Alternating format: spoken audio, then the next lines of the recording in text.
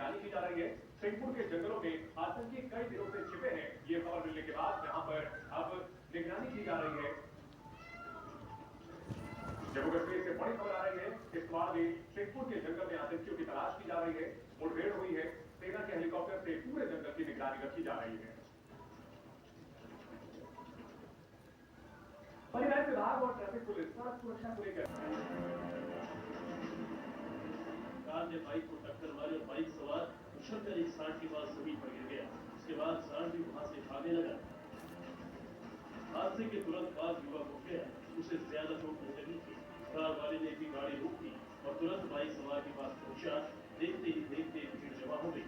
लेकिन सवाल है कि गलती किसकी थी? इसका जवाब वीडियो में कैद है। बाइक सवार रुका हुआ था।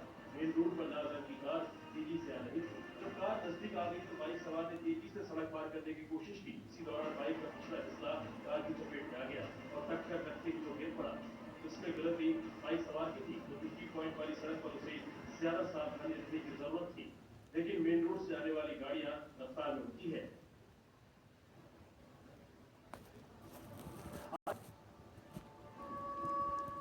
जिन्होंने अपनी शानदार परफॉर्मेंस से न सिर्फ प्रधानमंत्री मोदी बल्कि स्टेडियम में मौजूद सभी लोगों को मंत्रमुग्ध कर दिया।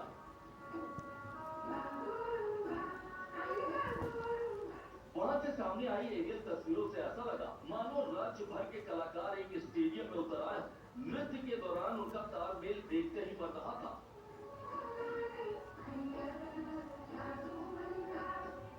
बताया गया कि बागुरुम्बा नृत्य खिलते फूलों का प्रतीक है और मानव जीवन और प्राकृतिक दुनिया के बीच सामंजस्य को दर्शाता है। पारंपरिक रूप से युवा बोडो महिलाएं ये नृत्य करती, जबकि पुरुष संगीतकार के रूप में उनका साथ देते।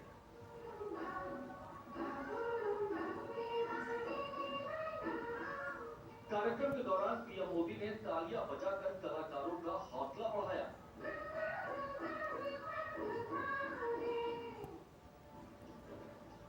अमेरिका और ईरान के बीच तनाव चरम पर है और इस बीच ईरान के पड़ोसी देश सीरिया में भी युद्ध बढ़ गया है। उत्तरी सीरिया में एसडीएफ और सेना के बीच विध्वंसक जंग शुरू हो गई है। ये जंग सीरियाई सरकार और कुर्दिश लड़ाकों के बीच हो रही है। तीर हाफिर में सेना के जवान दाखिल हुए तो कुर्द लड़ाकों ने गोलीबारी की, जिससे कई जगह आग लग गई।